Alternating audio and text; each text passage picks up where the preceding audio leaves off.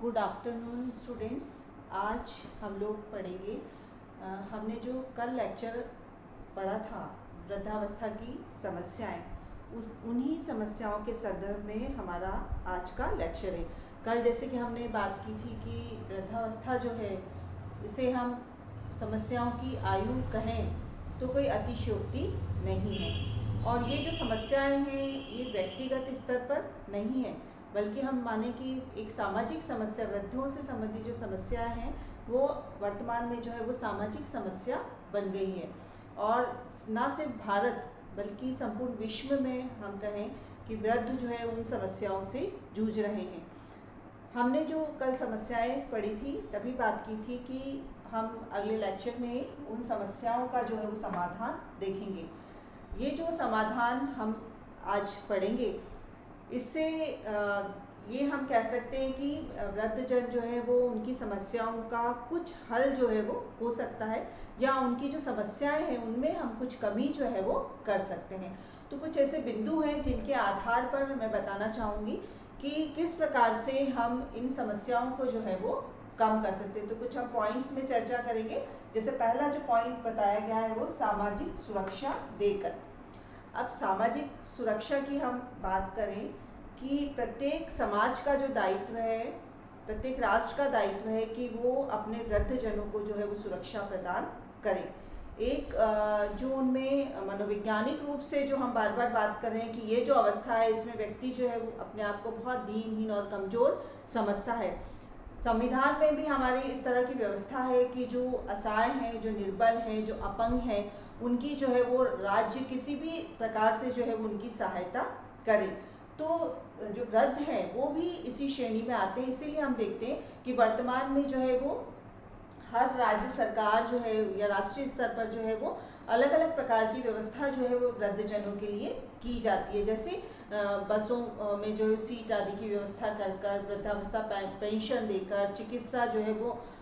इस तरह का जो है उनके लिए सुविधा उपलब्ध करवा कर, तो वो सारी बातें जो है वो सामाजिक सुरक्षा के अंतर्गत आती हैं। और ये वर्तमान में इसलिए ज़रूरी हो गया है क्योंकि हम देख रहे हैं कि हमारा जो समाज है,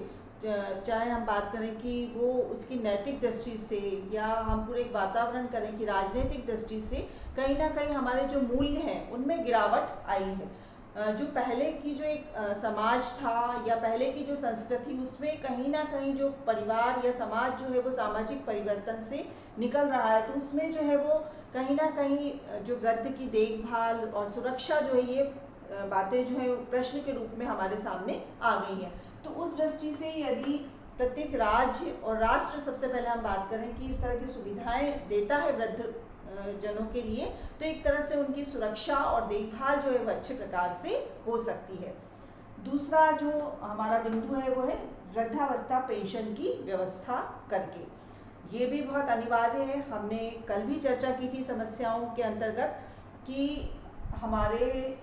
जो वृद्ध लोग होते हैं उनकी क्रियाशीलता कम हो जाती है, सेवानिवृत्ति की आयु है, तो वहाँ पर जो है वो उनके लिए आर्थिक रूप से जो है वो मदद करना अनिवार्य हो जाता है। और हम देखते भी हैं वर्तमान में कि वृद्धावस्था पेंशन के रूप में जो है वो इस तरह के असहाय जो लोग हैं, जिनको किसी भी प्रकार की ऐसे आर्थिक जो है व्यवस्था नहीं है, उनके लिए सरकार ने जो है वो पेंशन की व्यवस्था की हुई है। तो उससे क्या होता है कि उनकी कुछ परेशानियां जो है, भले ही वो जो इनकम होती है वो बहुत थोड़ी होती है, लेकिन उससे जो है उनको वो भी उनके लिए जो है वो बहुत कुछ काम करती है। तीसरा जो बिंदु है वृद्धाश्रम की स्थापना करके।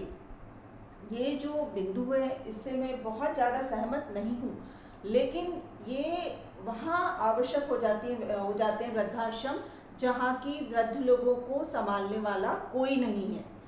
तो ऐसी जगह पे कई बार होता है कि वृद्ध जो है दंपत्ति वो अकेले हैं, उनके संतान नहीं है, या ऐसा हो जाता है कि संतान है तो वो बाहर है। तो उनके लिए ऐसे समय में उनकी देखरेख के लिए, और यदि वो वृद्धाश्रम जाना चाहें तो वहाँ उनकी अच्छे से देखभाल हो सकती है। तो उसके लिए है कि हर कम से कम छोटे कस्बों की या उसकी बात तो नहीं करें, लेकिन हम हर जिला स्तर पर जो है इस तरह की वृद्धाश्रम जो है वो स्थापित होते हैं, तो उनकी देखभाल अच्छे से जो है वो हो सकती है। तो उस मायने में वृद्धाश्रम की आवश्यकता है। बाकी हमारे भारतीय संस्कृति के अनुरूप यदि हम बात करें तो वृद्धाश्रम जो है वो हमारे यहाँ बहुत देरी से भी आए हैं, और अभी भी जो है हम अपने वृद्ध लोगों को इस तरह से जो है संतान के होते हुए या परिवार में देखभाल करने वाले हैं उसके होते हुए जो है वृद्ध लोगों को वृद्धाश्रम में भेजना जो है वो कहीं भी उचित परंपरा के रूप में नहीं होगा। नेक्स्ट जो हम पॉइंट देखते हैं कि चिकित्सालय में वृद्धजनों के लिए अलग विभाग की जो है वो स्थापना करके, जैसे हम हॉस्पिटल में जाते हैं तो महिलाओं के लिए या बच्चों के लिए जो है वो अलग से व्यवस्था होती है, विभाग होते हैं। तो ऐसे ही यदि वृद्धजनों के लिए भी इस प्रकार की व्यवस्था होगी, अलग से जो है विभाग बन जाएंगे, तो उनके लिए एक सुविधा हो जाएगी। क्योंकि अधिकतर जो है हमने देखा था, कल भी बात की थी कि शारीरिक समस्याएं जो है वो बहुत होती है, और वृद्ध जो है उनको कोई ना कोई बीमारी जो है इस प्रकार की लगी रहती है। तो जब हॉस्पिटल्स में चाहे वो बच्चे लेकर जाएं या स्वयं वो जाएं, तो इस तरह की यदि सुविधा रहेगी तो घर वाले जो लोग हैं, घर के जो सदस्य हैं, उनको भी जो है वो वृद्ध लोगों को हॉस्पिटल्स आदि ले जाने में जो है वो परेशानी नहीं होगी, और उनके स्वास्थ्य की देखभाल जो है वो अच्छे प्रकार से हो पाएगी। फिर नेक्स्ट है मनोरंजन के साधनों की व्यवस्था करके। अब ये भी एक बहुत अच्छा बिंदु है, क्योंकि हम देखते हैं कि इस समय जो है वो एकाकीपन की समस्या रहती है, व्यक्ति के पास बहुत ज़्यादा काम नहीं होता, तो इस तरह से जो है वो जगह जगह वृद्ध, स्पेशली जो है वृद्ध लोगों के लिए इस तरह की व्यवस्था की जाए, तो उनके लिए जो खाली समय जो है वो उसको व्यतीत करना उनके लिए आसान हो जाएगा। जैसे इसके लिए ये सुझाव हो सकते हैं कि कुछ जैसे पार्क वगैरह इस तरह के जो बनाए जाएं वो सिर्फ वृद्ध लोगों के लिए ही बनाए जाएं, और इसके लिए शायद अनिवार्य है कि कोई NGOs वगैरह जो है, स्वयं सेवी जो संगठन है, वो यदि आगे आते हैं और इस तरह की कोई व्यवस्था करते हैं तो वो ज़्यादा जो है वो हितकर होगा, बजाय हम हर चीज़ सरकार के लिए छोड़े कि इस तरह के जो संगठन है वो संगठन जो है वो आकर और वृद्धजनों के लिए इस तरह के मनोरंजन, कुछ ऐसी एक्टिविटी की व्यवस्था करें ताकि वो अपना खाली समय जो है वो आसानी से वहाँ पर व्यतीत कर सकें। फिर स्वास्थ्य बीमा द्वारा, ये भी हम बात कर रहे हैं कि बार बार स्वास्थ्य की समस्याएं होती हैं, तो ऐसी कुछ बीमा आदि की व्यवस्था जो है वो इस उम्र के जो व्यक्ति हैं उनके लिए की जाए, क्योंकि हर व्यक्ति के जो है वो उसमें नहीं आ पाता कि वो जो महंगे महंगे बीमा जो है वो लें। और जैसे हम देखते हैं कि जैसे जैसे वृद्धावस्था आती है, बीमा दर जो है या बीमा का प्रीमियम जो है वो बढ़ता जाता है, तो हर परिवार के सदस्य जो हैं वो इस प्रकार का बीमा जो है वो नहीं करवा पाते। तो ऐसी कोई बीमा की व्यवस्था हो जो कम दर पर उनके लिए उपलब्ध हो, तो ये भी एक बहुत अच्छा जो है उनके लिए सुरक्षा और स्वास्थ्य की देखभाल का जो है वो साधन हो सकता है। फिर ये अलग आवास निर्माण द्वारा, ये अलग आवास निर्माण की जो बात की गई है ये उन लोगों के लिए की गई है कि जो वृद्ध अकेले रहते हैं, मान लीजिए जिनके बच्चे आजकल जैसे बहुत है कि पढ़ लिख कर विदेशों में चले जाते हैं और वृद्ध जो है वो हमारे देश में जो है वो अकेले रहते हैं, तो बिल्डर्स वगैरह जो है वो इनके लिए इस तरह की कोई सोसाइटी बना दे,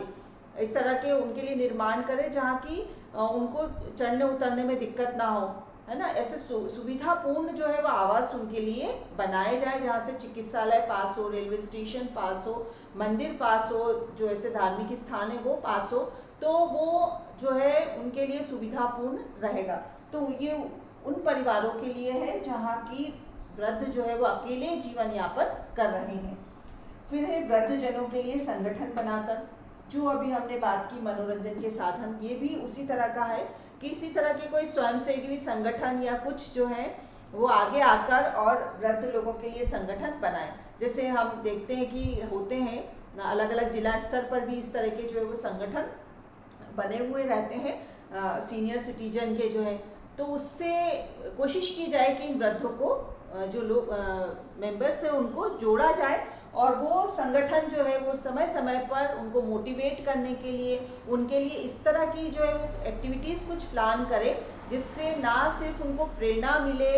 साथ ही जो एक एनर्जी जो कि इस समय बहुत लो हो जाती है, इस समय जो है वो व्यक्ति बहुत ज़्यादा निष्क्रिय या इस तरह का जो उसे लगता है कि अब तो जीवन में कुछ बचा ही नहीं है, तो वो एनर्जी को लाने के लिए ये जो संगठन है वो महत्वपूर्ण भूमिका जो है वो अदा कर सकते हैं। तो कोई भी ऐसा एनजीओ जो है वो इनके लिए वृद्ध लोगों के लिए जो संगठन बनाता है, तो वो एक समाज के लिए जो है वो बहुत महत्वपूर्ण कदम होता है। फिर है सेवानिवृत्ति के पश्चात पेंशन की व्यवस्था करके, ये भी बहुत अनिवार्य है, क्योंकि जैसे हमने बात की तो वृद्धावस्था की पेंशन की तो है ही। हमने देखा है कि जो संगठित क्षेत्र में जो लोग काम करते हैं उनको तो पेंशन आदि की व्यवस्था रहती है, और वो संगठित क्षेत्र हमारे भारतवर्ष में बहुत कम है। अधिकतर जो लोग काम करते हैं वो असंगठित क्षेत्र में करते हैं, जहाँ की रिटायर्ड होने के बाद जो है उनके लिए पेंशन आदि की व्यवस्था नहीं होती। इसी तरह हम बात करेंगे जो दिहाड़ी मजदूर होते हैं उनके लिए, तो उनको जो है वो इस तरह की पेंशन आदि जो है वो अनिवार्य रूप से जो है प्रारंभ की जाए, ताकि उन्हें आर्थिक सहायता जो है वो इस समय मिल सके, क्योंकि आर्थिक जो पहलू है उससे कई सारी समस्याएं जो है वो बढ़ती हैं। तो यदि आर्थिक रूप से जो है उनको संबल मिलेगा तो कुछ समस्याएं जो है वो अपने आप ही धीरे धीरे कम हो जाएंगी। फिर अगला जो है उचित सम्मान देकर, अब ये भी बच्चों जो है वो बहुत आवश्यक है। आप भी जैसे स्टूडेंट्स हैं, आपके घर में जो है यदि बड़े लोग हैं, बुजुर्ग हैं, तो हमारी सबका जो है दायित्व बनता है कि हम उनका आदर करें, उनका सम्मान करें, क्योंकि उन्हें सबसे ज़्यादा इसी बात की आवश्यकता है। ये सारे बिंदु जो हैं उनके लिए गौण हैं, और सबसे मुख्य जो चीज़ है कि उन्हें आदर और सम्मान मिले। वो उसके हकदार भी है। जैसे हमने कल बात की थी कि इतना सारा जीवन के अनुभव है उनके पास, तो हम उनके पास बैठें कुछ समय, कुछ उनके अनुभव को सुने और उससे कुछ सीखने की कोशिश करें। तो उनकी समस्याएं जो है वो अपने आप देखेंगे कि उन पर इतना ज़्यादा मनोवैज्ञानिक उस चीज़ का प्रभाव पड़ेगा, और उनकी समस्याएं जो है वो अपने आप ही धीरे धीरे कम हो जाएंगी। फिर एक पारिवारिक वातावरण सुखद बनाकर, ये भी एक बहुत ऐसा पॉइंट है जो हर परिवार जो है उसके लिए प्रयत्न कर सकता है। यदि हमारे परिवार में किसी भी कारण से जो है कुछ कलह का वातावरण है, या कुछ जो है वो इस तरह से तनाव है, तो उसको हम दूर करें, तो क्या होगा कि समस्याएं जो है वो अपने आप कम होगी। नहीं तो क्या होता है कि तनाव है और फिर उससे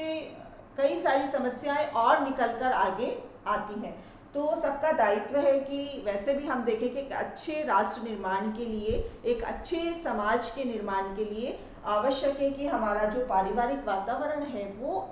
अच्छा रहे। तो हर समय हमारा प्रयत्न होना चाहिए कि वहाँ नकारात्मक ऊर्जा की जगह हम हमेशा जो है सकारात्मक ऊर्जा को अपने परिवार में जो है वो स्थान दें। तो उससे जो वृद्ध लोग हैं उनको भी एक बहुत बड़ा संबल जो है वो मिलेगा। और लास्ट जो पॉइंट है वो है वृद्ध जनों द्वारा समायोजन स्थापित करके। अब ये जो पॉइंट है इससे भी मैं व्यक्तिगत रूप से जो है बहुत ज़्यादा सहमत नहीं हूँ, क्योंकि ये कह रहा है कि वृद्धजन जो है वो समायोजन करें स्थापित। निश्चित रूप से उन्हें करना चाहिए, क्योंकि सारा जो है वो परिवार है और वो भी परिवार के एक सदस्य हैं, तो सब परिवार को एक दूसरे के साथ मिलकर समन्वय से जो है वो कोई भी निर्णय लेने होते हैं और कार्य करना होता है। तो वृद्ध लोगों का तो दायित्व है कि वो सबके साथ समायोजन स्थापित करें, जो क्योंकि हम अक्सर जो है वो शिकायत रहती है लोगों की, जो युवा पीढ़ी के लोग होते हैं कि हमारे माता पिता जो है बहुत जिद्दी स्वभाव के हो गए या बहुत चिड़चिड़े हो गए। तो उसके बहुत सारी वजह है बच्चों, हमने देखा कल भी कि इतनी सारी समस्या है, उसके कारण जो है उनका स्वभाव जो है इस प्रकार से परिवर्तित हो रहा है। तो वो उन्हें तो समायोजन आप निश्चित रूप से आप मानिए कि आप उनके साथ अच्छा सा समायोजन करते हैं, आप उनके लिए अच्छा सा वातावरण बनाते हैं, तो वृद्ध 2 कदम आगे चलकर जो है आपके साथ जो है वो समायोजन स्थापित करने के लिए आएंगे। तो हमने देखा कि किस तरह से जो है हम जो वृद्धावस्था की समस्याएं उनका कुछ हद तक जो है वो समाधान जो है वो इन कुछ बिंदुओं को यदि हम ध्यान में रखें तो हम कर सकते हैं, क्योंकि समस्याएं अनगिनत हैं और हम हर दिन जो है उन समस्याओं को गिनाते रहें तो उससे कोई जो है वो एक रास्ता नहीं निकलता। रास्ता तभी निकलता है जबकि हम उसका समाधान ढूंढें, और समाधान जो है वो कुछ इन बिंदुओं में है कि कुछ राष्ट्र प्रयत्न करे कुछ राज्य प्रयत्न करें, कुछ जो हमारा समाज है वो प्रयत्न करे, कुछ परिवार प्रयत्न करे, तो एक अच्छा जो पूरा वातावरण है वृद्धों के लिए वो हम उसको तैयार कर सकते हैं। इस टॉपिक के साथ ही हमने जो ओल्ड एज वाला जो टॉपिक पढ़े थे वो हमारा यहीं पर समाप्त होता है। धन्यवाद।